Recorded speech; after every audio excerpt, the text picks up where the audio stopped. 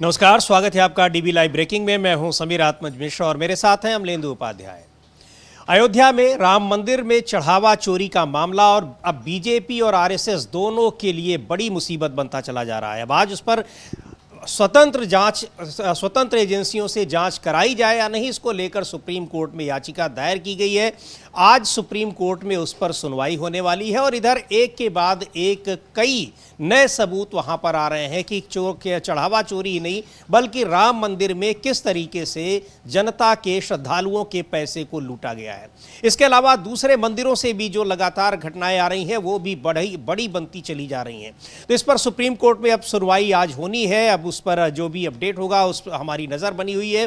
क्या कुछ supreme court का आदेश आता है, बड़ा महत्वपूर्ण होगा ये जानना, क्योंकि अभी तक जो एसआईटी बनाई गई है उस एसआईटी को लेकर बहुत सारे सवाल उठ रहे हैं और सीधे सीधे ये दिखाई पड़ रहा है कि एसआईटी बनाई ही इसलिए गई है कि उसमें जो बड़े प्लेयर हैं, जिनको कहा जा रहा है कि बड़ी मछलियां हैं, उनको सीधे सीधे क्लीन चिट दे दी जाए। अभी तक की कोशिश ये हुई भी है, क्लीन चिट दी भी गई है, लेकिन मांग की जा रही है सुप्रीम कोर्ट में याचिका के जरिए कि यहां पर तमाम बड़े लोगों को बचाया जा रहा है, इसलिए किसी स्वतंत्र एजेंसी से उसकी जांच कराई जाए, न्यायिक जांच कराई जाए और सुप्रीम कोर्ट अपनी निगरानी में जांच करे। अब क्या सुप्रीम कोर्ट का फैसला होता है, थोड़ी देर में यह भी पता लग जाएगा, लेकिन यह मामला अब ऐसा लग रहा है कि यह धीमा पड़ता नहीं दिखाई पड़ रहा है, बल्कि यह धीरे धीरे बढ़ता ही चला जा रहा है।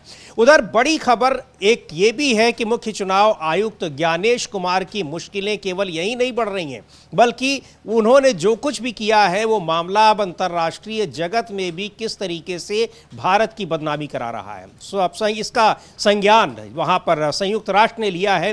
क्या है मामला, उस पर भी चर्चा करेंगे। और इधर जंतर मंतर पर वहाँ तमाम संगठनों के लोग जो धरने पर बैठे हैं, प्रदर्शन कर रहे हैं, शिक्षा व्यवस्था में सुधार की और जो लगातार पेपर लीक की घटनाएं हो रही हैं उनको लेकर शिक्षा मंत्री धर्मेंद्र प्रधान के इस्तीफे की मांग को लेकर उसमें सोनम वांगचुक और अन्य लोगों को आमरण अनशन पर बैठे हुए आज 16वां दिन है। अब तक सरकार के किसी प्रतिनिधि ने उनसे जानने की कोशिश नहीं की कि आखिर वो धरने पर क्यों बैठे हैं। वहाँ के का भी अपडेट आपको बताएंगे क्या कुछ वहाँ चल रहा है। लेकिन जो सबसे बड़ी खबर है, किस तरीके से चढ़ावा चोरी के मामले में अब सुप्रीम कोर्ट में भी ये मामला पहुँच गया है और बीजेपी आरएसएस की मुश्किलें वो थमने का नाम नहीं ले रही हैं।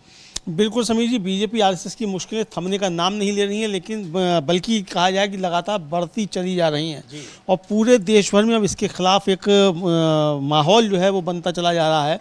और आरएसएस और विश्व हिंदू परिषद और बीजेपी तीनों से सवाल उठ रहे हैं कि आपका अस्तित्व ही जो था वो इस राम मंदिर आंदोलन की वजह से था और अगर वहीं जो है वो चढ़ावा चोरी हो जाए तो आपके ऊपर भरोसा कैसे किया जाए। तो ये बड़ा संकट जो है ये विश्व हिंदू परिषद, आरएसएस और बीजेपी के सामने खड़ा हो गया है और इसको लेकर विपक्ष तो लगातार मांग कर ही रहा है कि इसकी जांच हो और माफ़ी मांगी जाए, लेकिन कोई भी माफ़ी मांगने को तैयार नहीं है। आरएसएस जो है वो एक तरीके से कहा जाए कि ये कह चुका है कि भक्तों की भावना आहत हुई है, लेकिन आरएसएस ने भी कोई माफ़ी इस पर नहीं मांगी है। प्रधानमंत्री नरेंद्र मोदी का अभी तक जो है इस पर कोई वक्तव्य नहीं आया है, उनकी भावना अभी तक आहत नहीं हुई चढ़ावा चोरी पर। आरोप ये लग रहे हैं कि जो बड़े असली चोर हैं उनको बचाया जा रहा है। अब उनको बचाने वाले कौन है, इसको लेकर भी बहुत सारे सवाल उठने लग गए हैं। बिल्कुल, बहुत सारे सवाल उठ रहे हैं कि आखिर इनको बचाने वाले कौन है और शक की निगाह सुइयां जो है वो प्रधानमंत्री कार्यालय और प्रधानमंत्री नरेंद्र मोदी तक जा रही हैं, लेकिन अभी तक उन्होंने इस पर एक शब्द भी कुछ बोला नहीं है। अब कहा यह जा रहा है लगातार, इसमें चूंकि जाहिर सी बात है कि इस पूरे प्रकरण में बीजेपी और आरएसएस शामिल है तो उस पर राजनीतिक बयान भी आएंगे, वो आ भी रहे हैं। और पूछा जा रहा है कि जब हर चीज का श्रेय प्रधानमंत्री लेते हैं तो इतनी बड़ी घटना पर जहां सैकड़ों करोड़ रुपए वहां चढ़ावे के जो आए हुए थे उनको चुरा लिया गया, उन पर डकैती डाली गई, उस मामले पर प्रधानमंत्री कैसे चुप्पी साधे हुए हैं। लेकिन वहां अब यह मामला अब सुप्रीम कोर्ट में है। सुप्रीम कोर्ट अगर स्वतंत्र जांच की इसके लिए इस पर आदेश करता है तो फिर ये बीजेपी और आरएसएस दोनों की मुश्किलें बढ़ाने वाला होगा। इसीलिए अब सबकी निगाहें सुप्रीम कोर्ट पर है कि वो आखिर क्या फैसला देता है, क्योंकि एसआईटी की जांच को लेकर किसी को भी ना तो संतुष्टि है और ना ही एसआईटी का जो रवैया अब तक दिखाई पड़ रहा है वो किसी को संतुष्टि देने वाला है। तो अब सुप्रीम कोर्ट पर अमलेदु जी ये लोगों की निगाहें हैं कि क्या कुछ आदेश देता है। हाँ बिल्कुल समझिए, सुप्रीम कोर्ट क्या आदेश देता है और जांच कराता भी या नहीं कराता है, ये भी बड़ा एक मसला है। क्योंकि सुप्रीम कोर्ट ने इसको प्रायोरिटी पर सुनने से इनकार कर दिया था पहले, उसके बाद फिर तय हुआ कि भाई 13 जुलाई को इस पर सुनवाई होगी।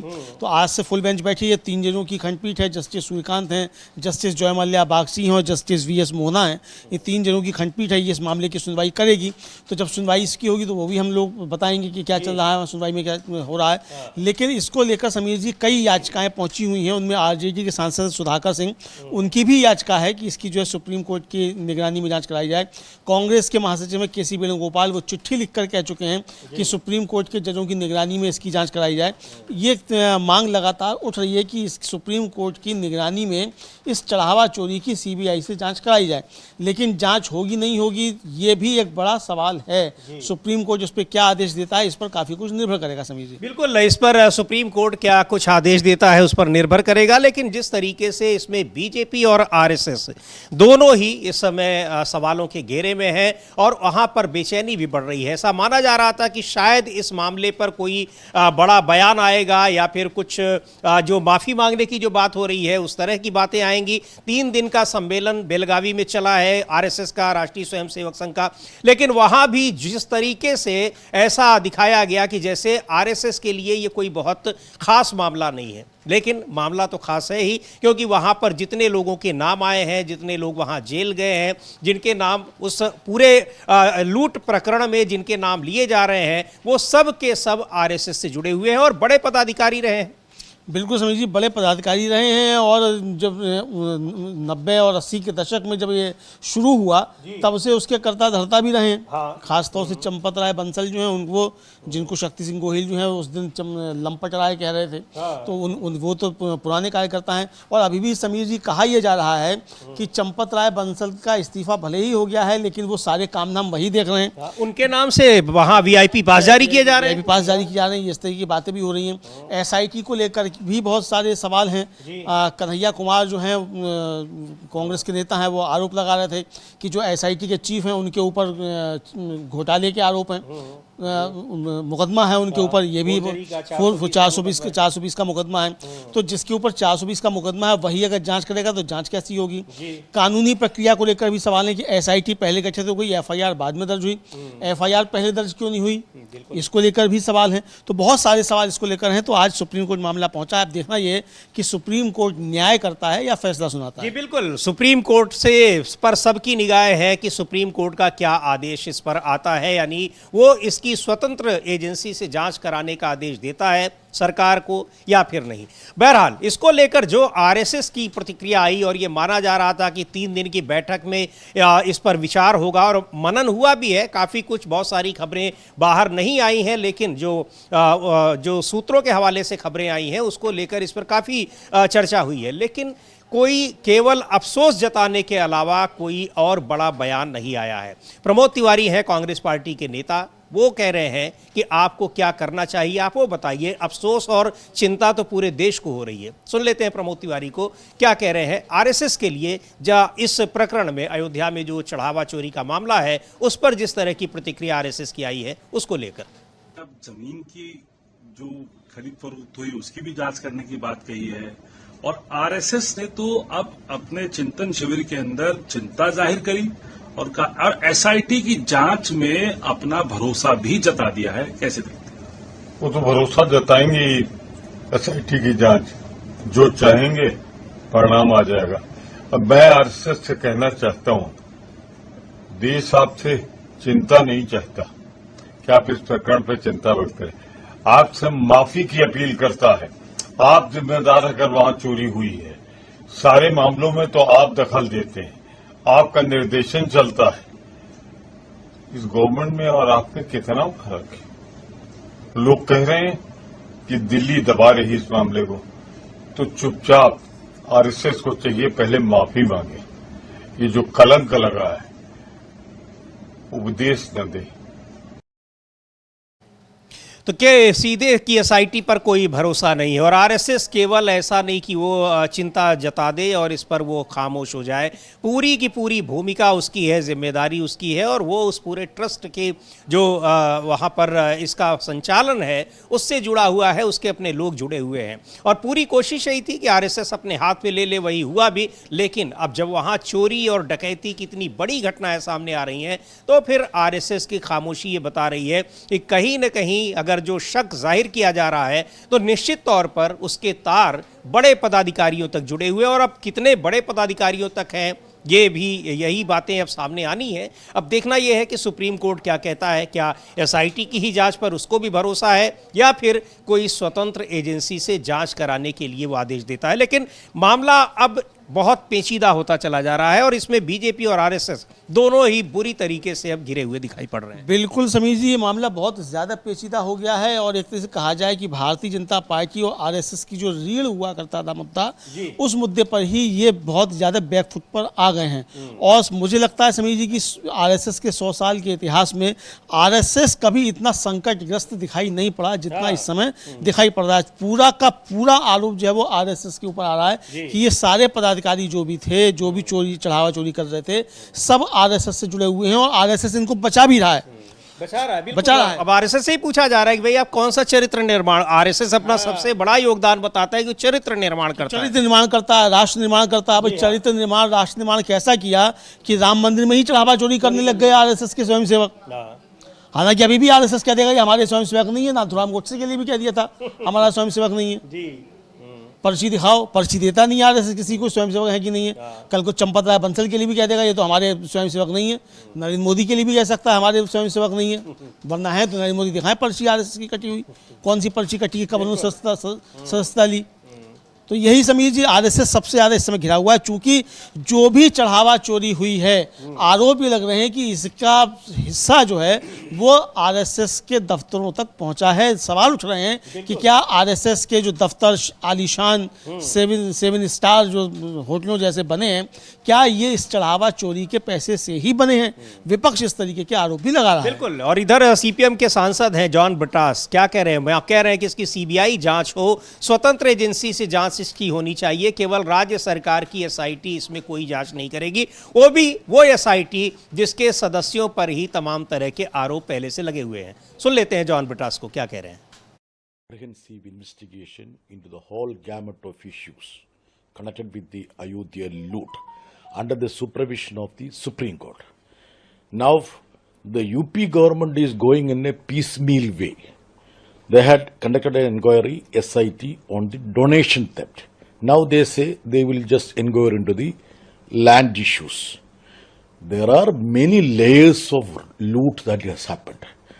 I was shocked when a person who presided over the donation vertical was complimented, appreciated when he was being relieved. A similar case happened in Shabarimala, when the Devasam Board president was found to be not looking after the things, seemed to be having dereliction. He was not involved in the theft. Even then, तो ये John Brittas हैं, CPM के सांसद हैं, कह रहे हैं कि इससे बहुत ही हैरान करने वाला ये मामला है और मंदिर के भीतर, मंदिर में भगवान के चढ़ावे को लूट लिया गया है। और जॉन ब्रिटास का कहना है कि इस मामले में कई स्तरों पर लूट हुई है। मुझे तब हैरानी हुई जब चंदा इकट्ठा करने वाले विभाग के प्रमुख को पद से हटाते समय उनकी तारीफ की गई। यहाँ तक कि राम मंदिर बनाने वाले इंजीनियरों ने भी कहा कि 40% कमीशन लिया गया। इसका मतलब है कि इमारत की असली लागत वह नहीं है जो नृपेंद्र मिश्र बता रहे हैं।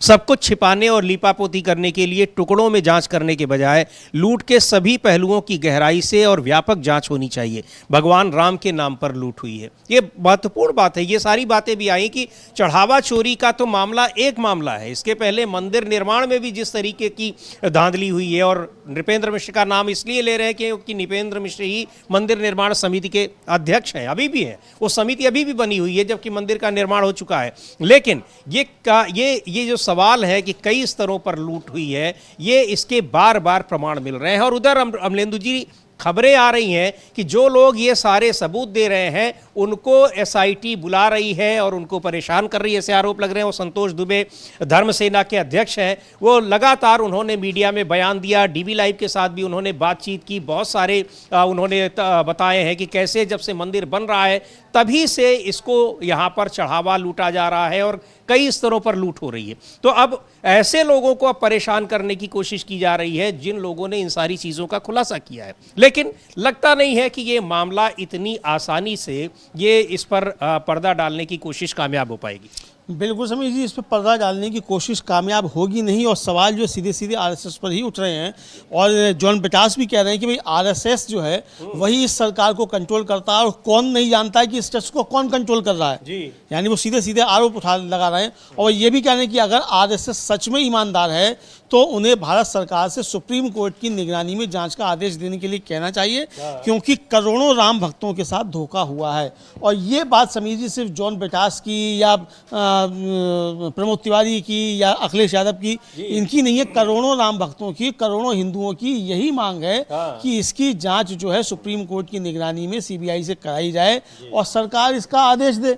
सबसे पहले तो प्रधानमंत्री अपने श्रीमुख से 2 शब्द बोले इन चढ़ावा चोरों के लिए, उनके मुख से एक शब्द नहीं निकल रहा है। कहें तपस्या में कमी रह गई थी या क्या हो गया था।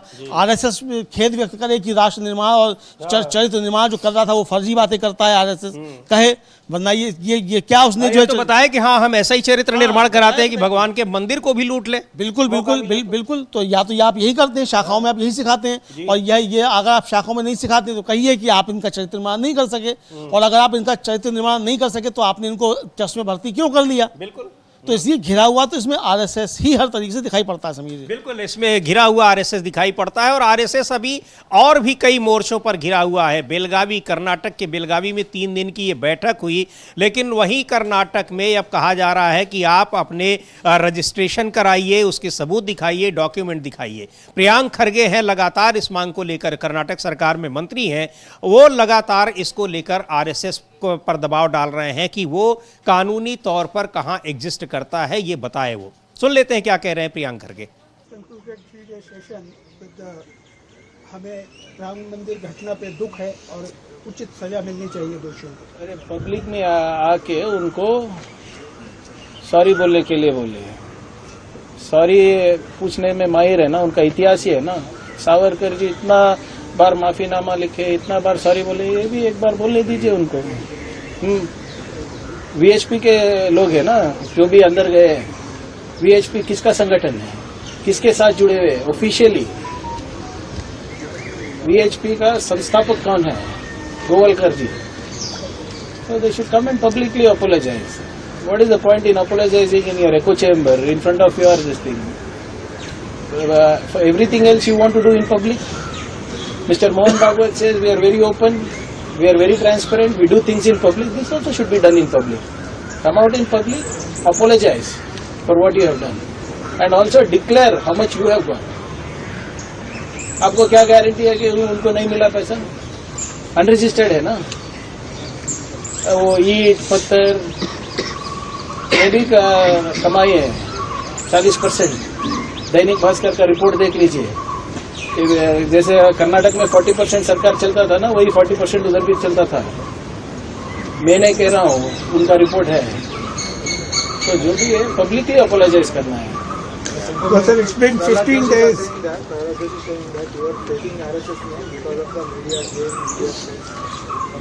So what about that? So tell him to answer me and keep my mouth shut ना। अरे 2 कागज फेंक दो मेरे मुंह पे, मेरा मुंह बंद हो जाएगा ना। रजिस्टर करा दो, मेरा मुंह बंद हो जाएगा ना। Why is Joshi ji so worried? What is his contribution to the state? Central minister बने हैं ना, 2 कंट्रीब्यूशन बता दीजिए उनका। एंड जब आरएसएस को बात करना है तो बीजेपी वाले क्यों बात करते हैं? आरएसएस वाले बात करेंगे, 100 साल पुराना संगठन है, धर्म रक्षण के लिए वो पैदा हुए हैं, खुद डिफेंड कर सकते हैं। जोशी जैसे चेले चपाटले लोगों की जरूरत नहीं है आरएसएस को। Sir, it's been तो कह रहे हैं प्रियंक खरगे की उस पर आलोचना करने की क्या बात है, वो सारे दस्तावेज लाएं मेरे मुंह पर दे, मेरा मुंह अपने आप बंद हो जाएगा। बड़े बहुत ही मतलब एक तरीके से दमदारी के साथ कह रहे हैं। भाई आप छिपा क्यों रहे हैं? बिल्कुल दमदारी के साथ कह रहे हो। ये भी कह रहे हैं कि बताओ वहाँ जो चढ़ावा चोरी में 40% जो चल रहा था कमीशन, उसमें मोहन भागवत को कितना मिला? अब ये सीधे सीधे आरोप लगा रहे हैं चढ़ावा चोरी में, मंदिर निर्माण में, तो यही जमीन खरीदने में, तो यही सारे आरोप जिस तरीके से लग रहे हैं समीर जी, तो आरएसएस को खुलकर बताना चाहिए उसे कितना मिला कितना नहीं मिला। बिल्कुल, और नहीं मिला तो बताए। और वो तो प्रियंक खरगे साहब तो कह रहे हैं कि कागज लाके मेरे मुंह पे मार दो, मेरा मुंह बंद हो जाएगा। तो कागज है तो लाके मुंह पे मार दो प्रियंक खरगे के, क्यों नहीं लेके आते हो कागज? और नहीं है तो फिर आपको रजिस्ट्रेशन करवाना ही होगा, आप उससे बच नहीं पाएंगे। बच नहीं पाएंगे, उससे तो आपको कराना होगा, लेकिन कराएं। हाँ, बहुत अच्छा मोर्चा खोला है। और ये जैसे ही कराएंगे रजिस्ट्रेशन वैसे ही फंस जाएंगे बुरी तरीके से। अभी तो सब मौत चल रही है। और ये बड़ा सवाल पूछ रहे हैं कि भाई आप किसके साथ जुड़े हुए हैं? आधिकारिक तौर पर बीएचपी का संस्थापक कौन है? और आपने अपने दायरे में ही माफी क्यों मांगी? चूंकि सुनील अम्बेडकर ने कहा कि हम माफी मांगते हैं, माफी अपने दायरे में क्या मांगते हो? किससे माफी मांग रहे हो? माफी किससे मांग रहे हो? माफी मांगने से क्या चोरी खत्म हो जाएगी? अपराध खत्म हो जाएगा? भाई राम मंदिर में जो अपराध हुआ है वो आपके माफी मांगने से उस अपराध पे पर्दा पड़ जाएगा क्या? अपराध तो हुआ है ना, माफी मांगने से काम नहीं चल सकता। उस पर तो कानूनी कार्रवाई होनी चाहिए, अपराध की सजा मिलनी चाहिए, वो चाहे आरएसएस से जुड़ा हो चाहे बीजेपी से जुड़ा हो, कोई भी हो। तो ये सवाल जो है प्रियंक खरगे उठा रहे हैं। बिल्कुल, तो ये वहां पर कि आरएसएस को उसका रजिस्ट्रेशन क्यों नहीं करवाया है, और करवाना पड़ेगा तभी कर्नाटक में कम से कम वहां पर वो उसकी गतिविधियों को संचालित होने देंगे। बहुत बड़ा एक तरीके से ये का अब वहाँ पर उन्होंने मोर्चा खोल दिया है आरएसएस को लेकर। अब उसमें क्या कुछ होता है, लेकिन राम मंदिर को लेकर जिस तरह से घिरा हुआ है आरएसएस और भारतीय जनता पार्टी भी, वो अब मामला काफ़ी आगे बढ़ता चला जा रहा है। सुप्रीम कोर्ट में सुनवाई होनी है आज, देखते हैं कब होगी सुनवाई और सुप्रीम कोर्ट क्या आदेश देता है, क्या फैसला करता है, वो देखना बहुत ही महत्वपूर्ण होगा। लेकिन जिस तरीके से इसको लेकर सरकार घिरी हुई है और सरकार के लोग घिरे हुए हैं, वो दिखाई पड़ रहा है कि ये मामला गंभीर हो गया है। राजीव राय है, समाजवादी पार्टी के सांसद हैं, लोकसभा सदस्य हैं, क्या कह रहे हैं राम मंदिर में जिस तरीके से चढ़ावा चोरी हुई है उसको लेकर? मामले टेम्पल के बगल में उसमें भी जो ऑर्डर दिए हैं फ्लोट के, किस तरीके से देखते हैं, क्या कहेंगे? नहीं, अब तो जब इनका हकीकत बाहर आने लगा, उस समय हम लोगों ने जब आवाज उठाया था 2021 में भी सबूतों के साथ, और आज भी मैं बोलता हूं हर पत्रकार, योगी जी कुछ न करें, किसी भी निष्पक्ष पत्रकार को एक्सेस दे दें कि रजिस्ट्री ऑफिस में जो उस समय रजिस्ट्रिया हुई थी उसके डिटेल्स दे दें। ये तो डकैती थी ना, और ये आदत हुई, उस समय अगर कार्रवाई हो गई होती तो मन में दहशत होता। तो ये बात तो साबित हो गया कि जो जगह जगह देश भर के मंदिरों के आसपास इस तरह की खबरें आ रही है, ये दुखी करने वाली है। सनातन में यकीन करने वाले लोगों को, जो सनातन सच्चे धर्म, सच्चे मतलब उसका जानते हैं, उनको आहत करने वाली है। इन लोगों के लिए धर्म सत्ता पाने का साधन है और मंदिर पैसा कमाने का एक जरिया है, इसके अलावा कुछ नहीं। लोगों की भावनाओं से खेलते हैं, धर्म का इस्तेमाल कुर्सी पाने के लिए करते हैं, और कुर्सी पाने के बाद मंदिरों पर कब्जा करते हैं। क्या कुछ हो रहा है ये दिखाई पड़ रहा है, और इस पूरे प्रकरण में कैसे वहां पर आरएसएस और बीजेपी, विश्व हिंदू परिषद, ये घिरे हुए हैं, ये दिखाई पड़ रहा है। बहुत सारे वहां पर जो साधु संत हैं, स्थानीय लोग हैं, चूंकि वो लगातार इसका विरोध कर रहे हैं और इस मामले को लेकर वहां पर काफ़ी विरोध जताया जा रहा है। तमाम जो राजनीतिक दलों के लोग हैं वो भी वहां पर पहुंच रहे हैं। अभी कुछ समय पहले तो कांग्रेस पार्टी के प्रतिनिधिमंडल को जाने भी नहीं दिया गया दर्शन करने के लिए, लेकिन दिनों दिन ये मामला बढ़ता जा रहा है। और एक बात और भी है अमरेंदु जी, जिस तरीके से उत्तर प्रदेश के मुख्यमंत्री योगी आदित्यनाथ इस मंदिर को लेकर, राम मंदिर को लेकर विपक्ष पर हमलावर हैं, उसकी वजह से ये मामला और भी ज्यादा बीजेपी और आरएसएस को घेरता चला जा रहा है। लग ये रहा है समीर जी, जो चर्चाएं चल रही हैं कि योगी आदित्यनाथ विपक्ष पर इसलिए हमला कर रहे हैं ताकि विपक्ष जो है आरएसएस और मोदी को और ज्यादा घेरे और सुरक्षित रहें योगी आदित्यनाथ जी। तो ये भी एक चर्चाएं चलने लगी हैं। अभी चर्चाएं कितनी सही है कितनी गलत हम नहीं जानते, लेकिन इस मसले पर योगी आदित्यनाथ को, विपक्ष को घेरने की क्या आवश्यकता है, ये तो सवाल उठ ही सकता है। और ये उनको भी पता है कि भाई लोग पूछेंगे कि वो सब जाने दीजिए, अभी जिन्होंने चोरी की है उस पर आप क्या कर रहे हैं, और चोर जो है वो किससे जुड़े हुए हैं, ये साफ बात है। कहा यह भी जा रहा है कि योगी आदित्यनाथ तो जो बड़े चढ़ावा चोर हैं उनको भेजना चाहते हैं जेल, ये भी चर्चाएं हैं। और ऊपर से बचाया जा रहा है तो ये ऊपर कौन है जो बचा रहा है, इसको लेकर भी बहुत सारे सवाल समीर जी उठ रहे हैं। तो ये कुल मिलाकर एक जो है राजनीति अंदर बाहर की भी आ रही है। समीर जी इस पर भी हम लोग चर्चा करते रहेंगे। और एक बड़ी खबर जो है, जो ज्ञानेश कुमार गुप्ता जो मुख्य चुनाव आयुक्त है, वो किस तरीके से यूएन में फंस गए हैं SIR को लेकर, उस पर भी हम लोग आगे चर्चा करेंगे। लेकिन अभी जो इमरान मसूद कांग्रेस के जो सांसद हैं, वो भी इसको लेकर के आज सुप्रीम कोर्ट में सुनवाई होनी है, उसको लेकर कुछ कह रहे हैं। मुझे लगता है उनको भी सुनना चाहिए। बिल्कुल बिल्कुल सुन लेते हैं इमरान मसूद को। और इधर बड़ी खबर ये भी आ रही है कि बद्रीनाथ मंदिर में जो वहाँ पर जिनको एक जो निजी सचिव थे वहाँ मंदिर के जो चेयरमैन है वहाँ पर, उनको गिरफ्तार कर लिया गया है, जिनके खिलाफ FIR दर्ज कराई गई थी। उस पर आगे बात करेंगे, पहले सुन लेते हैं इमरान मसूद क्या कह रहे हैं। उत्तर प्रदेश सरकार ने जो आसपास जमीनों की खरीद फरोख्त हुई उसकी भी जांच के आदेश दिए और 1 हफ्ते में रिपोर्ट मांगी है। वहीं RSS ने भी कहा है कि बड़ा मिसयूज ऑफ फंड हुआ, जो उसके लिए बड़ी चिंता जाहिर करी है। लेकिन SIT में अपना विश्वास जताया, जो SIT जांच कर रही है उसकी जांच के अंदर कैसे देखते हैं? देखिए, SIT तो है ही नहीं। सबसे पहले बार बार जो SIT किया जा रहा है, SIT अगर SIT होती तो SIT FIR कराती, तभी तो उसका वैधानिक रूप होता। तो वो है ही नहीं। तो ये सिर्फ बेवकूफ बनाने की बातें। और इसके अलावा बहुत बड़ी चीजें देश के अंदर हैं। देश में इस समय शिक्षा व्यवस्था पूर्ण रूप से ध्वस्त हो गई है। गरीब बच्चों का शिक्षा हासिल करने का जो सपना बाबा साहेब भीमराव अम्बेडकर का था वो चकनाचूर हुआ लग रहा है। और स्थिति ये आ गई है कि शिक्षा इतनी महंगी हो गई, इतना व्यवसायीकरण हो गया कि गरीब के लिए दूर की कौड़ी की बात हो जाएगी। 92,000 स्कूल बंद हो गए, सरकारी स्कूल एक माध्यम थे गरीब बच्चों के पढ़ने का, वो बंद हो गए। तो कहां खड़ा कर दिया।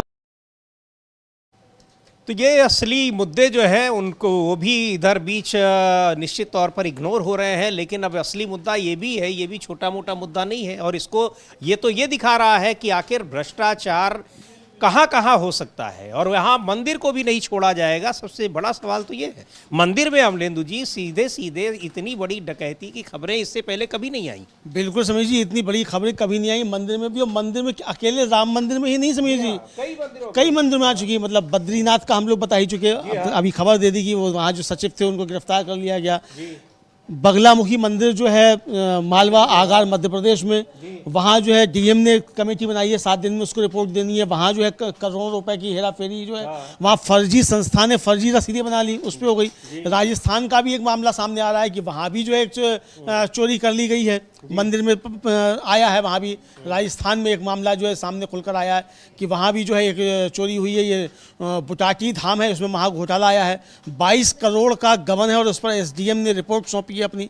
तो ये समीर जी, ये तमाम जगहों से इस तरीके की खबरें आ रही हैं कि किस तरीके से अब मंदिरों में चोरी, चढ़ावा चोरी, ये सब कार्यक्रम हो रहे हैं। और आरोप ये लग रहे हैं समीर जी, ये हमारा आरोप नहीं है, जो आरोप विपक्ष लगा रहा है कि RSS और BJP मंदिरों पर कब्जा कर रहे हैं ताकि मंदिरों की संपत्ति लूटी जा सके और चढ़ावा जो वहां आता है उसको लूटा जा सके।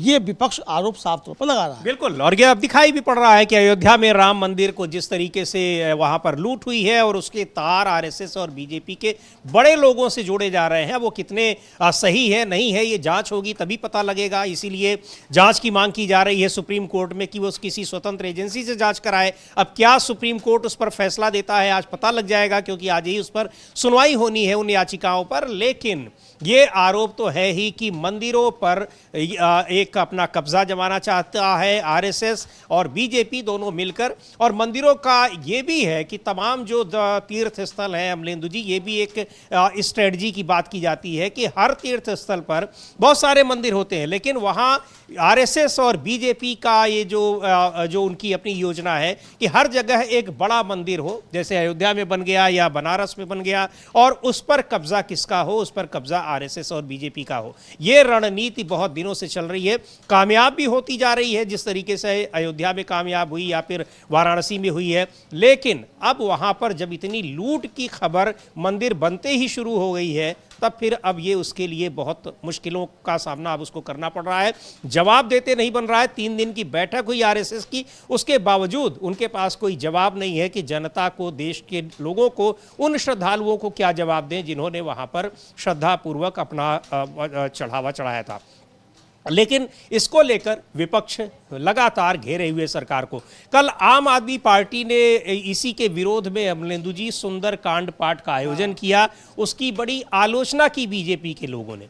अब आलोचना क्यों कर रहे हैं, ये बड़ा सवाल है कि भाई अगर वो सुंदरकांड पाठ कर रहे हैं तो उसमें क्या आपत्ति होनी चाहिए। यहाँ तो ट्रेन बुक करके लोगों ने सुंदरकांड का पाठ कर लिया या पूजा पाठ कर लिया है।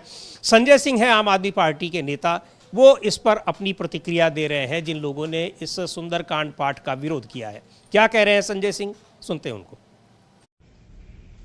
नमस्कार, जय हिंद साथियों। कल आम आदमी पार्टी के कार्यकर्ताओं ने अरविंद केजरीवाल जी के साथ सुंदरकांड का पाठ किया।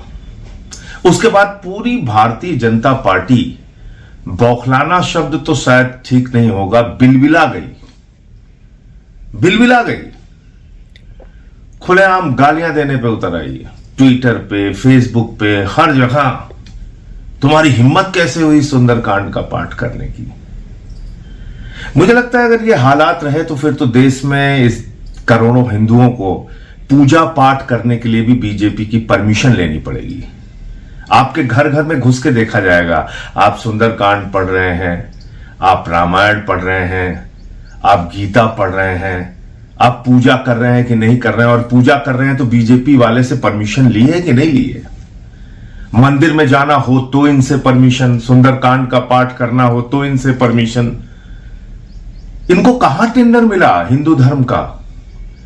कैसे ये अपने आप को हिंदू धर्म का ठेकेदार मान के बैठे हुए हैं, यह आपको सोचना होगा। और मैं भाजपाइयों से कहना चाहता हूं, भाजपाइयों इतना मत बिलबिलाओ। तुम्हारे केंद्रीय मंत्री से लेकर प्रवक्ता तक सारे लोग गालियां देने पे लग गए हो, इतना बिलबिलाओ मत। अभी तो सुंदरकांड का पाठ हुआ है। किस लिए हुआ? प्रभु श्री राम के मंदिर में करोड़ों का घोटाला और चोरी, चंदा चोरी तुम्हारे लोगों ने किया। तब तो तुम लोग नहीं बोले, चुपचाप थे। हमने सुंदरकांड का पाठ करके प्रभु से प्रार्थना की है, चंदा चोरों के खिलाफ कार्रवाई के लिए भगवान बजरंग बली से आशीर्वाद मांगा है। प्रधानमंत्री के खिलाफ हस्ताक्षर अभियान भी चल रहा है। तो मैं अभी आप लोगों को यह समझाना चाहता हूं, परेशान मत हो। अभी तो सिर्फ सुंदरकांड का पाठ हुआ है। जब लंका कांड का पाठ होगा तो तुम्हारी क्या हालत होगी तुम समझ सकते हो। जय हिंद। तो वहाँ सुंदरकांड का पाठ है इसलिए कि सद्बुद्धि दे और हनुमान जी से प्रार्थना कर रहे हैं संजय सिंह, आम आदमी पार्टी के लोग। यहाँ जिनके लिए प्रार्थना कर रहे हैं वो तो अपने अध्यक्ष के जुलूस में हनुमान जी को नचाते हैं। बिल्कुल बिल्कुल बिल्कुल नचाते हैं, और इसीलिए उन्हें आपत्ति है सुंदरकांड के पाठ करने पे दूसरे लोग कर रहे हैं, क्योंकि वो तो हनुमान जी को अपने अध्यक्ष के सामने नचा देते हैं। यही उनकी आस्था है। और लेकिन समीर जी, बड़ा आश्चर्य है कि किसी भी हिंदू का खून नहीं खोला अभी तक कि हनुमान जी को नितिन नवीन के सामने नचाया जा रहा है। लोगों की भावना आहत नहीं हुई, किसी ने जाके अभी तक बीजेपी के दफ्तर पे जो है पत्थर नहीं फेंके, इस तरह की चीज़ें नहीं हुई। वरना कुछ दूसरे ने कर दिया होता तब तक देखिए बीजेपी वाले ऐसे ही कर रहे होते, पत्थर भी फेंक रहे होते और उसका जीना मुश्किल हो गया होता। बिल्कुल। और उसी उत्तर प्रदेश में अमलेंदु जी, जहाँ सैकड़ों साल पुराना एक काली जी का मंदिर है, उस मंदिर को बुलडोजर लगाकर ध्वस्त कर दिया गया और उसमें एक मजदूर की मौत हो गई। उस पर सरकार खामोश है, और सबसे ज्यादा खामोश तो वही लोग हैं जिनको आप कह रहे हैं कि किसी की भावना नहीं आहत हो रही। किसी की भावना आहत नहीं। अच्छा समीर जी, ये लोग जो हैं, मतलब बीजेपी और आरएसएस वाले जो हैं, ये सिर्फ चढ़ावा चोरी मतलब इसमें शामिल नहीं है। ये मंदिर भी तोड़ रहे हैं और बुलडोजर लगाकर तोड़ रहे हैं। इसी तरीके से वो वाराणसी का एक मंदिर का मामला आया था पिछले, तो काफी उसका भी आया था। क्या जब तो कॉरिडोर जब बन रहा था तब तो सैकड़ों मंदिर तोड़ दिए गए। अब शंकराचार्य हैं, वो कह रहे हैं कि हमारे जो मठ और मंदिर थे वो तो जो है कि क्या कॉरिडोर बन गए, और इनका कार्यालय जो है वो तीर्थ हो गया, वो सेवा तीर्थ हो गया। अब जैसे कहा जा रहा है, मतलब पीएमओ जो है वो सेवा तीर्थ हो गया। पीएमओ भी, और ये मंदिर ट्रस्ट का जो इनका दफ्तर है वो तीर्थ हो गया। वो तीर्थ हो गया, और जो तीर्थ जो मंदिर थे और जो तीर्थ थे वो कॉरिडोर हो गए। तो ये कॉरिडोर किस लिए है? व्यापार के लिए। यानी धर्म को अब शुद्ध रूप से आरएसएस व्यापार के तौर पर इस्तेमाल करना चाहता है, और इनका शुरू से, जिस दिन से इनकी स्थापना हुई है, इनका उद्देश्य ही समीर जी यही रहा है, धर्म का व्यापार करना। बिल्कुल। लेकिन जो मंदिर वहां पर ध्वस्त किया गया है, वहां पर जो मजदूर की मौत हुई है, वहां पर मिलने गए उसके परिजनों से अजय राय, कांग्रेस पार्टी के प्रदेश अध्यक्ष हैं उत्तर प्रदेश में, क्या कह रहे हैं, सुन लेते हैं उनको। नहीं, अभी बलदो यादव जी जो जिनका देहांत हुआ, उनके भाई मथुन यादव जी छोटे भाई हैं, इनसे बातचीत हुई, इन्होंने बताया कि जिस प्रकार से यहाँ के प्रशासन ने छिपाने का काम किया, बता रहे हैं कोतवाली में गए वहां पता नहीं लगा, ये लापरवाही की वजह से जो आज संस्था में काम कर रहे थे, एपिको संस्था में, और संस्था में बेचारे समर्पित भाव से काम कर रहे थे, वही संस्था से पूरा काम कर रही है। माता काली का मंदिर तोड़ा गया, आप देख सकते हैं कि ये पूरी तरीके से तोड़ा हुआ जिस तरीके से तोड़ा इन्होंने, आप देखिए ये मंदिर आप देख सकते हैं, ये पूरा काली माँ का कई सौ साल पुराना मंदिर मुगल सराय में, जहां हम लोग की आस्था, इस मंदिर को तोड़ दिया इन अधर्मी लोगों ने, भाजपा के लोगों ने। आप देख सकते हैं कि पूरी तरीके से ये इनके साथ जानबूझकर ऐसी घटना की गई, उनकी हत्या की गई है। इस पर तत्काल हत्या का मुकदमा दर्ज होना चाहिए उस संस्था पर, और इस परिवार को 1 करोड़ रुपए की आर्थिक सहायता मिले और उनके बच्चे को सरकारी नौकरी मिले और कठोर दंड मिले। और ये पूरी तरीके से भारतीय जनता पार्टी केवल दिखावटी और बनावटी ये सरकार चला रही है। मुझे पता चला कि यहाँ के लोकल विधायक भी इनके मिलने नहीं आए, कोई सहयोग नहीं है, क्योंकि इसलिए कि ये लोग बेचारे, आप जान रहे हैं कि संघर्ष करने वाले लोग हैं, हम लोग ये पूरी तरीके से आम जनता के हित की सेवा करने वाले लोग हैं, अपने आप को समर्पित करके भारतीय जनता पार्टी, और जान रहे हैं कि भारतीय जनता पार्टी मंदिर तोड़वा रही है, तो मंदिर तोड़वाने वाला व्यक्ति इनके दरवाजे नहीं आएगा। तो यहाँ किस तरीके से, और वो उस मंदिर को वहाँ एक तो जिसकी जान चली गई उसको पहले तो छिपाने की कोशिश की गई, बताया नहीं गया और स्वीकार नहीं किया जा रहा है, लेकिन जब वहाँ पर पता लगा तब किसी तरीके से उनकी बॉडी आई। मंदिर की तस्वीर दिखा रहे हैं अमलेंदु जी, और वो मंदिर मुगल सराय में है, वो सैकड़ों साल पुराना मंदिर है, वहाँ पर लोगं की आस्था है, और उस मंदिर को एक झटके में बुलडोजर से ढा दिया। मुगल सराय में अगर कोई मंदिर होगा तो वो भी ढा दिया जाएगा। मुगलों का मंदिर था क्या? बिल्कुल, तो वही तो मुगल सराय तो बदल दिया, मुगल सराय बदल दिया, हाँ, दीनदयाल उपाध्याय कर दिया वहाँ। तो अब ये दीनदयाल उपाध्याय की वजह से गिराया मंदिर या मुगलों की वजह से गिराया, ये भी बता दिया जाए तो देश के ऊपर बड़ी कृपा होगी कि ये गिराया किसकी वजह से गया, दीनदयाल उपाध्याय की वजह से या मुगलों की वजह से, चूंकि नाम मुगल सराय था। तो ये समीर जी बीजेपी के कारनामे जो सामने आ रहे हैं, लेकिन कारनामे समीर जी जो चुनाव आयोग कर रहा है, ज्ञानेश कुमार गुप्ता कर रहे हैं, अब उसकी गूंज अंतरराष्ट्रीय स्तर पर हो रही है। ऐसा कह सकते हैं कि डंका बज रहा है, डंका बज रहा है। असली डंका पति अब ज्ञानेश कुमार जी हो गए, मोदी जी का डंका कम हो गया है, ज्ञानेश कुमार जी का डंका अब ज्यादा बज रहा है, ये आप कह सकते हैं। यूनाइटेड नेशंस में ऐसा लग रहा है कि अब ये भी प्रमाण पत्र बटोरने निकलेंगे अब। हाँ बिल्कुल, ये प्रमाण पत्र नहीं, मेडल लेने। मोदी जी तो 2.5 किलो का मेडल गले में लाद के लाते हैं, 250 किलो का लाद के लाएंगे ज्ञानेश कुमार गुप्ता जी, चूंकि इनकी तो चर्चा यूएन में हो रही है। समीर जी जो SIR चल रहा है उसको लेकर काफी ज्यादा विवाद है, सभी राज्यों में इसको लेकर विवाद है। अभी मणिपुर में जो SIR है उसको लेकर भी काफी ज्यादा विवाद है। मणिपुर में जब शांति नहीं है तो वहां किस तरीके से आप SIR करा पाएंगे? जब राज्य की एक बड़ी आबादी जो है वो दूसरे राज्यों में विस्थापित है, वहां रह रही है, तो आप किस तरीके से SIR करा पाएंगे? आरोप ये लग रहे हैं कि इस SIR के जरिए जो कुकी आदिवासी हैं उनको बाहर कर दिया जाए और उनकी नागरिकता छीन ली जाए, ये आरोप भी लग रहे हैं। लेकिन इसके साथ साथ जिस तरीके से पश्चिम बंगाल में SIR कराया गया, उसको लेकर मामला जो है वो सीधे सीधे पहुंचा है अब यूएन में, और यूएन की तरफ से 1 मई 2026 को एक पत्र भेजा गया और उसमें SIR प्रक्रिया के दौरान मतदाताओं के नाम हटाए जाने, खासकर अल्पसंख्यक समुदायों पर इसके कथित प्रभाव को लेकर चिंता जताई गई है। और रिपोर्ट में भारत सरकार को जवाब देने के लिए 60 दिनों का समय दिया गया है। और ये पत्र जो है समीर जी, अल्पसंख्यक मामलों पर यूएन के विशेष प्रतिवेदक, अभिव्यक्ति की स्वतंत्रता के अधिकार पर विशेष प्रतिवेदक और धर्म या आस्था से जुड़े विशेष प्रतिवेदक की ओर से भेजा गया है। ये यूएन की तरफ से भेजा गया है। और इसमें पश्चिम बंगाल के नंदीग्राम का जिक्र है। इस रिपोर्ट में नंदीग्राम विधानसभा क्षेत्र का जिक्र भी किया गया है। और रिपोर्ट के अनुसार वहां SIR प्रक्रिया में हटाए गए मतदाताओं में मुस्लिम समुदाय की संख्या कथित तौर पर अधिक रही। रिपोर्ट में दावा किया गया है कि नंदीग्राम में हटाए गए मतदाताओं में करीब 95% मुस्लिम थे, जबकि क्षेत्र के कुल मतदाताओं में मुस्लिम आबादी 25% है। और यूएन विशेषज्ञों ने इन आरोपों को कई अंतर्राष्ट्रीय मानवाधिकार दायित्वों से जोड़ते हुए चिंता जताई है। और रिपोर्ट में भारत के उन अंतर्राष्ट्रीय समझौतों का भी जिक्र किया गया है जिसमें भेदभाव से सुरक्षा और मतदान के अधिकार से जुड़े प्रावधान शामिल हैं। यानी SIR प्रक्रिया को लेकर यूनाइटेड नेशंस ये कह रहा है कि आपने भेदभाव से सुरक्षा और मतदान से जुड़े प्रावधान जो थे, आपने उसका उल्लंघन किया है। अभी तक समीर जी, भारत का चुनाव आयोग दूसरे देशों में जाकर वहां के चुनाव आयोगों को प्रशिक्षण देता था कि किस तरीके से स्वतंत्र, निष्पक्ष और पारदर्शी मतदान और चुनाव कराया जा सकता है। अब भारत का ही चुनाव आयोग, दुनिया का सबसे बड़ा लोकतंत्र का चुनाव जो है वो जाकर फंस गया है संयुक्त राष्ट्र में। 60 दिन का समय भारत सरकार को दिया गया है इसका जवाब देने के लिए।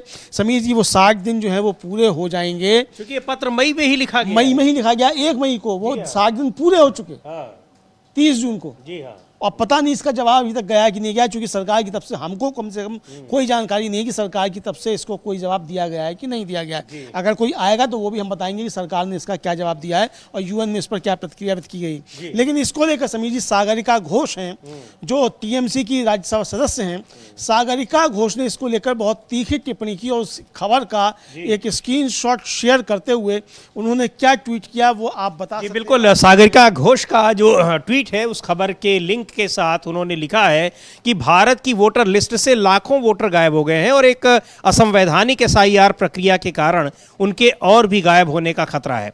अब संयुक्त राष्ट्र के स्पेशल रिपोर्टर्स ने एआई आधारित अपारदर्शी तरीके से लोगों के नाम हटाने और अल्पसंख्यकों पर इसके बहुत ज्यादा असर को लेकर गंभीर चिंता जताई है। चुनाव आयोग बिना जवाबदेही वाले एल्गोरिदम के जरिए वोटरों के अधिकारों को खत्म कर रहा है।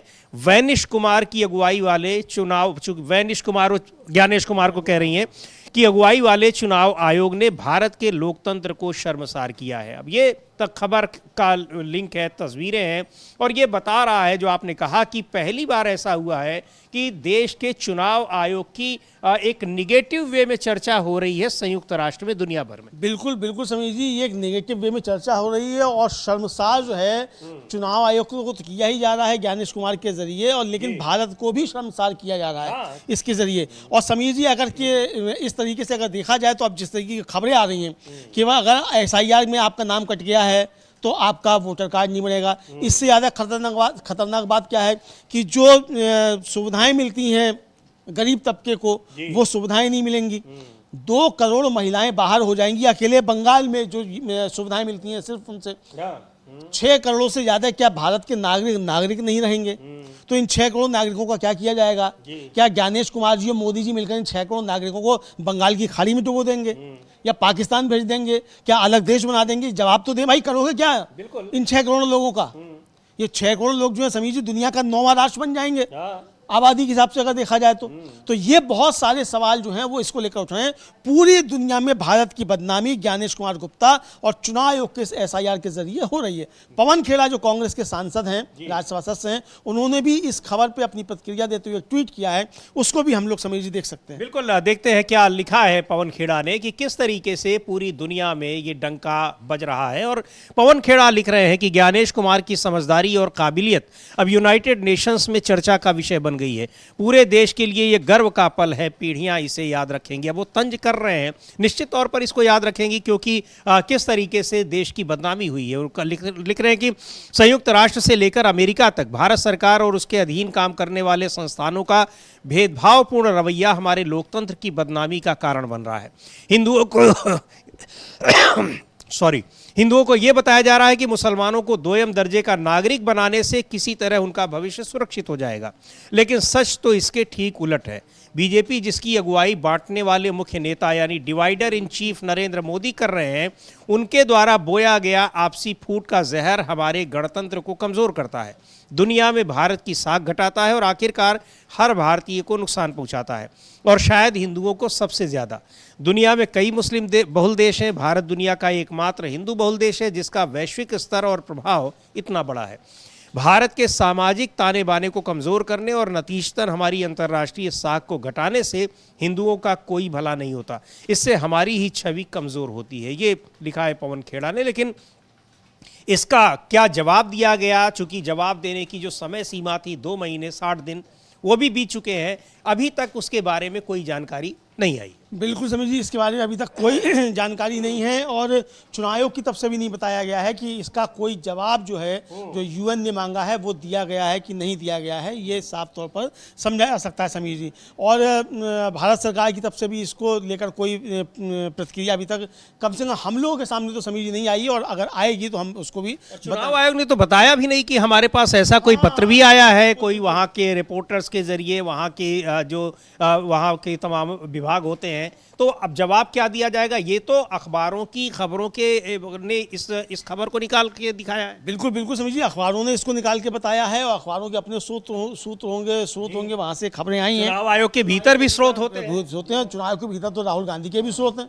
राहुल गांधी बता रहे हैं कि अब इस सिस्टम के अंदर से ही खबरें आ रही हैं, चुनाव आयोग के अंदर से ही खबरें आ रही हैं, तो ये बता रहे हैं। तो इसको लेकर समीर जी पूरी दुनिया में भारत की बदनामी चुनाव आयोग ने कराई है, और अगर समीर जी इसका कोई सही जवाब नहीं दिया गया तो ये एक बड़ी संकट की स्थिति जो है वो भारत के सामने खड़ी हो जाएगी, चूंकि यूएन कह रहा है कि आपने जो यूएन के साथ अंतर्राष्ट्रीय समझौता है उसका उल्लंघन किया है समीर जी। और ये बड़ी खबर आ रही है अमलेंदु जी, जिसकी चर्चा हम शुरू से कर रहे थे कि सुप्रीम कोर्ट में सुनवाई हुई है और इस पर केंद्र सरकार, उत्तर प्रदेश सरकार को नोटिस भेजा गया है कि और अगली सुनवाई अब सोमवार को होगी। हाँ बिल्कुल समीर जी, एक बड़ी खबर आ रही है सुप्रीम कोर्ट में, जो राम मंदिर पर इसकी जांच कराने के लिए जो हो रही थी, इन्वेस्टिगेशन कराने की, उस पर जो है ये सुप्रीम कोर्ट में सुनवाई हुई और बहुत छोटी सी सुनवाई हुई, और छोटी सी सुनवाई के तुरंत बाद जो है वो इसमें आदेश दे दिया गया। और आदेश ये आया है कि ये एसआईटी जब से कि ऑर्डर जो है वो हम आपको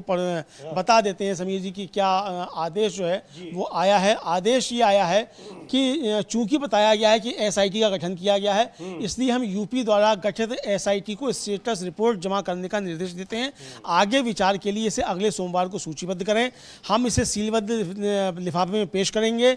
आदेश स्टेटस सॉलिसिटर जनरल ने कहा है कि हम रिपोर्ट को पेश करें, एसजी ने कहा है, तो इस पर आदेश आया कि स्टेटस रिपोर्ट में एसआईटी के गठन की पूरी जानकारी होनी चाहिए। एक वकील ने कहा कि स्टेटस रिपोर्ट याचिकाकर्ताओं को दी जा सकती है, सीजीआई ने कहा कि हम बाद में देखेंगे, यह एक चल रही जांच है। तो इसका मतलब समीर जी लगता यह है कि एसआईटी की जांच जो है उसी को ही सुप्रीम कोर्ट ने मंगा लिया है, नोटिस इशू करके कि जो जांच कराएगा कि नहीं कराएगा सीबीआई से सुप्रीम कोर्ट की निगरानी में, इस पर सुप्रीम कोर्ट शायद खामोश नजर आता है। बाकी अब जो अगली सुनवाई होगी तब ये मालूम पड़ेगा। बिल्कुल, चूंकि अभी कहा है कि अब हम देखेंगे और अभी स्टेटस रिपोर्ट उसका देख ले, तो इसको मंगाया गया है, अब उसको वहां पर राज्य सरकार उनको उपलब्ध कराएगी। उसके बाद सोमवार को अब इस पर अगली सुनवाई होती है। तो अब देखना है कि एसआईटी रिपोर्ट पर ही सुप्रीम कोर्ट भरोसा कर लेता है या फिर वो जो मांग की गई है कि इसकी स्वतंत्र जांच कराई जाए उसका कोई आदेश देता है। अब सोमवार को फिर जो महत्वपूर्ण सुनवाई होगी, उस दिन जो फैसला होगा वो देखना महत्वपूर्ण होगा, क्योंकि अभी तो स्टेटस रिपोर्ट मंगाई गई है एसआईटी की, और एसआईटी की रिपोर्ट ऐसी है कि उस रिपोर्ट को अभी मतलब इसमें भी गजब किया गया है। उस रिपोर्ट को पहली बार सार्वजनिक किया गया, जिनके खिलाफ जांच की गई उन लोगों ने, उस ट्रस्ट के लोगों ने अपनी प्रेस कॉन्फ्रेंस में सार्वजनिक किया उसको। बिल्कुल समझिए, हाँ आधी अधूरी और पूरी रिपोर्ट सामने आई नहीं। अब अगर वो रिपोर्ट जो है वो इतनी आधी अधूरी भी समझिए अगर आ गई है सामने, तो एसजी साहब इसको सीलबंद लिफाफे में क्यों दाखिल करेंगे? बिल्कुल, अब ये भी सवाल है। हाँ, जब रिपोर्ट भाई आ चुकी है उसको वहां पे ट्रस्ट ने प्रेस कॉन्फ्रेंस में लोगों को दिखा दी, तो अब आप उसको सीलबंद लिफाफे, मतलब गजब का खेल हो रहा है। तो मतलब छिपाना क्या चाहते हैं? तो क्या या तो ट्रस्ट ने जो रिपोर्ट दिखाई वो झूठी थी, एसडी साहब ये कहना चाहते हैं कि वो रिपोर्ट ट्रस्ट ने दिखाई वो गलत थी, और अगर ट्रस्ट वो सही थी तो सीलबंद लिफाफे में क्या आवश्यकता है भाई, जब वो पहली पब्लिक हो चुकी है। ट्रस्ट को तो कम से कम मालूम ही है कि क्या है उस रिपोर्ट में, तो ये आप सीलबंद लिफाफे में क्यों करेंगे? बहरहाल समीर जी, ये कानूनी दांव पे चलने की कोशिश की जा रही है ताकि जो विपक्ष का आरोप है, बड़ी मछलियां जो असली अपराधी हैं उनको इसमें किसी तरीके से बचाया जाए। लेकिन समीर जी, अपराध जो हैं वो भारतीय जनता पार्टी की सरकार जो है उसके युवाओं के प्रति भी कम नहीं हो रहे हैं। और एक बड़ा जो संघर्ष चल रहा है शिक्षा मंत्री धर्मेंद्र प्रधान के इस्तीफे की मांग को लेकर, पूरे देश भर में यूथ कांग्रेस और एनएसयूआई का छात्रों की गूंज अभियान चल रहा है। उसके तहत जयपुर में कल एक मैराथन दौड़ की गई, रांची में भी एक मैराथन दौड़ की गई। आज जो है सोनम वांगचुक और आयशा की अध्यक्ष नेहा, दोनों के आमरण अनशन को 16 दिन पूरे हो, मतलब 16वां दिन आज चल रहा है उनके आमरण अनशन को। सोनम वांगचुक की स्थिति अब काफ़ी ज़्यादा खराब होती चली जा रही है, नेहा की भी स्थिति खराब होती चली जा रही है, लेकिन इस सरकार के कान पर जूं तक नहीं रेंग रही है।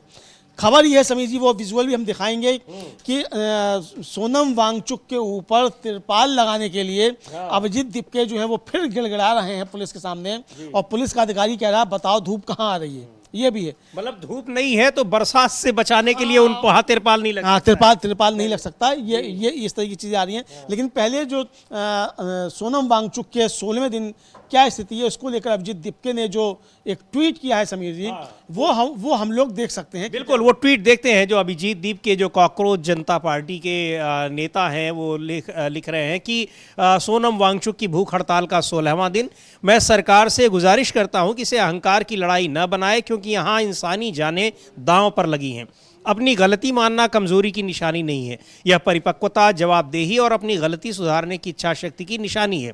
हम बस जवाबदेही की मांग कर रहे हैं। और ये तस्वीर उसमें जो वहाँ पर सोनम वांगचुक की वहाँ बैठे हुए हैं, लेटे हुए हैं, और 16वां दिन उनका है आमरण अनशन का, और अभी तक सरकार की तरफ से कोई वहाँ प्रतिनिधि आया नहीं है पूछने के लिए। और पूछने तो छोड़िए, वहाँ बरसात में वो भीग रहे हैं तो उसके ऊपर वो तिरपाल तक नहीं लगा पा रहे हैं। हाँ। ये मतलब सरकार अपना किस तरीके से वो वेलफेयर गवर्नमेंट होने का दावा करती है दिखा रही है। बिल्कुल समझिए, वेलफेयर, हाँ, ह्यूमन राइट्स और पर्यावरण सब पे, मतलब जाके विदेश में डंका पीटते हैं पर्यावरण के लिए, वो पर्यावरणविद ही हैं।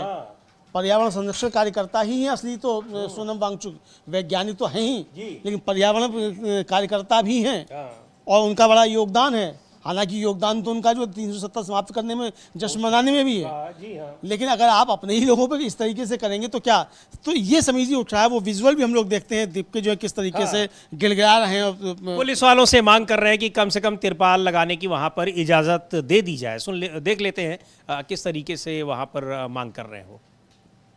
सर सामने लगाया, हाथ जोड़ रहा हूँ सर। मैं भी हाथ बोल रहा हूँ। अरे उस इंसान को धूप लग रही है यार, मुश्किल में वो इंसान, क्यों इतनी दिक्कतें खड़े कर रहे हो आप लोग? कहाँ है धूप ये बता दो। कहाँ है धूप, मतलब दिख नहीं रहा है क्या सर? आपको धूप आ रही है? दिखाओ ना। क्यों जीना हराम कर रखा है यार? हटा के दिखाओ मेरे को। अरे हटा कर दिखाओ मतलब क्या दिख नहीं रहा है आपको? यहाँ से वो रिफ्लेक्शन दिख रहा है आपको? कहाँ है? वो दिख नहीं रहा है सर, नहीं है ना, यहाँ धूप में आ जाओ। नहीं अभी धूप है ना। नहीं, ये देखिए, अरे सर वो प्लास्टिक देखिए, वो प्लास्टिक पर दिख रहा है। अरे सर वो प्लास्टिक देखिए ना। अरे सर उनको धूप लग रही है सर, हाथ जोड़ रहा हूँ सर। क्या लगा? हाथ जोड़ने की जरूरत है, मेरे को दिखा दो धूप कितनी आ रही है, तेज कितनी आ रही है। और तेज आती है जब सुबह होती है। एक सेकंड, वो मर जाएंगे तब आपको तसल्ली मिलेगी। अभी की बात, वो मर जाएंगे तब आपको तसल्ली मिलेगी। जो बोल रहा हूँ। अरे उनको धूप लग रही है तभी लगाया ना सर, इतने दिन लगाया क्या हमने? तो दिखाओ। जब धूप नहीं थी तब नहीं। तो वहाँ पर किस तरीके से एक तिरपाल लगाने के लिए, कि अगर वहाँ परमिशन दी हुई है वहाँ ये एक आमरण अनशन के लिए, मंच लगाने के लिए, और जब मंच लगाने के लिए परमिशन दी है तो तिरपाल लगा लेंगे तो क्या हो जाएगा? मतलब ये इस समझ पर बड़ी हैरानी होती है। बिल्कुल समझ जी, इस समझ पर मतलब वो है, हैरानी है। और आप कह रहे हैं धूप कहाँ है? अरे वो दिखा रहा है आदमी धूप है और कह रहा है कि मर जाएंगे तब होगी। यानी ये समीर जी, अच्छा वो पुलिस अधिकारी जो भी है उस बेचारे की इसमें गलती क्या? उसे ऊपर से आदेश मिला, उसको निर्देश दिया गया है, वो अपनी तरफ से थोड़ी कर रहा है। उसको तो अपनी नौकरी करनी, वो तो अपनी नौकरी कर रहा है। लेकिन ये समझा सकता है कि सरकार की तरफ से किस तरीके की निष्ठुरता जो है और अमानवीयता दिखाई जा रही है, ये इस विजुअल से मालूम पड़ता है। बिल्कुल। और अगर ऐसा नहीं है तो फिर वहां तिरपाल लगाने की अनुमति क्यों नहीं दी जा रही है? ये भी बड़ा सवाल है। हाँ, कि उससे क्या बिगड़ जाएगा, क्या नुकसान हो जाएगा, कौन सी सिक्योरिटी कंसर्न वहां पर है जिसकी वजह से नहीं दिया जा रहा है, ये सोचने वाली बात है। लेकिन वहां किस तरीके से ये प्रदर्शन लगातार चल रहा है, और 16वां दिन है आमरण अनशन का। और इसके अलावा NSUI और जो यूथ कांग्रेस के प्रदर्शन पूरे देश में अलग अलग जगहों पर चल रहे हैं, वो भी लगातार जारी हैं इसी मुद्दे पर, कैसे शिक्षा व्यवस्था को मौजूदा सरकार ने तबाह कर दिया है। पेपर लीक लगातार हो रहे हैं, बावजूद इसके पेपर जो परीक्षा कराने वाली मुख्य संस्था है NTA, ना तो उसको भंग किया जा रहा है और ना ही शिक्षा मंत्री इस्तीफा दे रहे हैं। इसकी मांग को लेकर जयपुर में भी हुआ है, उधर रांची में भी प्रदर्शन हुए हैं, लगातार ये प्रदर्शन हो रहे हैं। प्रदर्शन हुआ है और जयपुर में समीर जी मैराथन दौड़ की गई है। तो जयपुर में मैराथन दौड़ जो है, और हम दोनों विजुअल देख लेते हैं। ये मैराथन दौड़ के विजुअल्स हैं, वहाँ पर जयपुर में आयोजित किया गया, और इसी मांग को लेकर कि इस्तीफा दें धर्मेंद्र प्रधान शिक्षा मंत्री। कुछ करिए बस बड़ा बोले, अब कुछ करिए।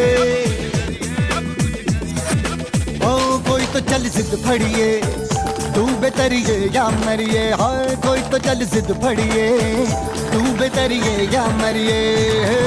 चक दे हो चक दे इंडिया, चक दे हो चक दे।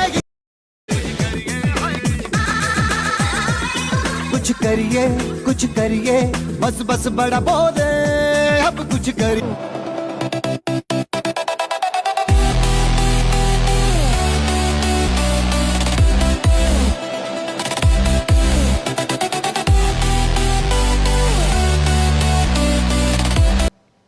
तो ये वहाँ पर जयपुर में, रांची में अलग अलग जगहों पर अलग अलग तरीके से प्रदर्शन और वहाँ छात्रों से संवाद करने की कोशिश हो रही है, जो छात्रों की गूंज इस अभियान को नाम दिया गया है। हाँ बिल्कुल सही जी, छात्रों की गूंज अभियान नाम दिया गया है, इसके तहत ये हो रही है। और 9 अगस्त को दिल्ली में एक बड़ा कार्यक्रम जो है यहाँ होगा। राहुल गांधी 17 जुलाई को उत्तराखंड जा रहे हैं छात्रों की गूंज कार्यक्रम के तहत ही। तो ये एक तरीके से सब चल रहा है। लेकिन समीर जी, सोनम वांगचुक जो आमरण अनशन पर बैठे हुए हैं, नेहा आमरण अनशन पर बैठी हुई हैं, और इसको जो आंदोलनकारी अब तक समझे जाते थे वो इस समय कहाँ गायब हैं, इसको लेकर भी सवाल उठ रहे हैं। संजय राउत जो शिवसेना यूबीटी के सांसद हैं, वो कुछ सवाल उठा रहे हैं, मुझे लगता है उनको भी सुन लिया जाए। जी बिल्कुल बिल्कुल, यहाँ पर कि इतने गंभीर मुद्दे पर, महत्वपूर्ण मुद्दे पर लोग प्रदर्शन कर रहे हैं, धरने पर बैठे हैं, लेकिन तमाम वो लोग जो पहले धरने पर बैठा करते थे सरकारों के खिलाफ, अब कहाँ हैं। तो संजय राउत को सुनते हैं। अन्ना हजारे कहाँ बैठे? अन्ना हजारे 11 दिन तक अनशन वहाँ 2012 में किया था, हम सब लोग वहाँ गए थे, सरकार के तरफ से लोग आए थे, विलास साहब देशमुख लीड कर रहे थे। अब जिम्मेदारी अन्ना हजारे की भी है ना कि दिल्ली में जाकर सोनम वांगचुक को समर्थन दे, या अन्ना जी की भी जिम्मेदारी है। तो अन्ना हजारे को पूछ रहे हैं कि कहाँ है वो, तो अक्सर आकर धरने बैठ जाते थे और यहाँ जब बैठ गए थे रामलीला मैदान में, और क्या कुछ हुआ लंबे समय तक और सरकारों के खिलाफ। लेकिन क्या उनका वही मिशन था जो पूरा करने के बाद अब वो बिल्कुल राले गण सिद्धि, उनके गांव का यही नाम है ना, बिल्कुल वहाँ पर है, कोई बयान तक नहीं दे अब तो आता उनका, कोई बयान नहीं आता। अभी बीच में समीर जी मालूम पड़ा था कि वो महाराष्ट्र में क्या शराब वराब की कुछ बिक्री को लेकर अनशन पर बैठने वाले हैं, लेकिन फिर मालूम पड़ा उठ गए। तो अब कोई चर्चा ही नहीं होती है बीच में कि कहाँ हैं अन्ना हजारे। संजय राउत याद दिला रहे हैं, तो हो सकता है कि अब उनको याद आए कि हाँ ये बहुत गंभीर मसला है, युवाओं से जुड़ा है, छात्रों से जुड़ा है, इस पर उनको बैठना चाहिए। अब देखते हैं कि क्या करते हैं, लेकिन ये मसला काफ़ी बड़ा बनता जा रहा है। और इसके अलावा जिस तरीके से ये चढ़ावा चोरी का मामला है, आज उसमें सुप्रीम कोर्ट ने मांगा है, एसआईटी की रिपोर्ट मांगी है, और अब सोमवार को अगली सुनवाई की तारीख तय की गई है। तो देखते हैं कि सोमवार को सुप्रीम कोर्ट इस पर क्या फैसला देता है, क्या किसी स्वतंत्र एजेंसी से जांच कराने का आदेश देता है, या फिर वो एसआईटी की रिपोर्ट से ही संतुष्टि अपनी जताता है। बहरहाल इस बीच जो आरोप लग रहे हैं लगातार बीजेपी पर भी, आरएसएस पर भी, यानी दोनों ही यहाँ पर बीजेपी पार्टी और आरएसएस संगठन ये घिरे नजर आ रहे हैं, उनकी मुसीबतें लगातार बढ़ती जा रही हैं, क्योंकि एक के बाद एक कई नए खुलासे हर दिन हो रहे हैं। बने रहिए डीबी लाइव के साथ, इन तमाम खबरों पर रहेगी हमारी नज़र। इस कार्यक्रम को अब यहीं समाप्त करते हैं। मुझे और अमलेंदु उपाध्याय को दीजिए इजाज़त। नमस्कार।